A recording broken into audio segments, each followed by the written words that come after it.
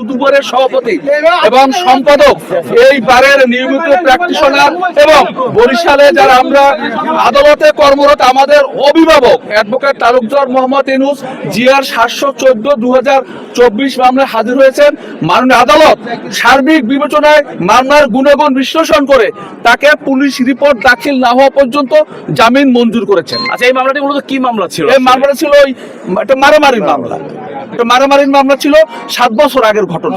কতজন আসামি ছিল এই মামলায়? এই মামলায় আসামি ছিল না আর অন্য আসামিরা হাজির হয়েছে? অন্যরা আগে হাজির হয়েছে, তাদেরকে আগে জামিন দিয়েছে। আর লার্নেড অ্যাডভোকেট তালুকদার মোহাম্মদ ইউনূস আজকে হাজির হয়েছে, তাকে আজকে জামিন দিয়েছে স্বেচ্ছায়। রাষ্ট্রপক্ষ কি জামিনের কোনো বিরোধ আপত্তি করছে তারা?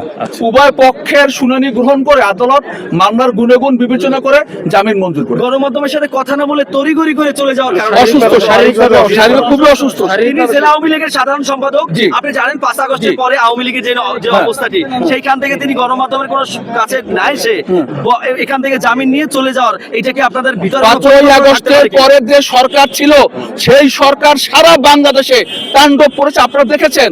তারা এমন কোনো কাজ নাই যে কাজ তারা না করছে, নির্যাতনমূলক কাজ। সুতরাং সেই কাজ থেকে দূরে থাকার জন্য তিনি আসেন না আদালতে। নিরাপত্তা ছিল না, আমাদের কোনো নিরাপত্তা ছিল না।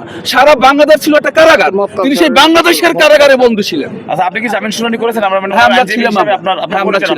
আমার নাম কাইম খান কায়সার, আমি বরিশাল জেলা আইনজীবী সমিতির সাবেক সাধারণ সম্পাদক। এই আর তালুকদার মোহাম্মদ ইউনূস আইনজীবী, বরিশাল বারের দুদুবার সভাপতি, একবারের সম্পাদক। সে আমাদের রাজনৈতিক এবং আইনজীবীদের অভিভাবক। মানে আপনি ওনার পক্ষে আপনি আইনজীবী? জি, জি, জি, জি।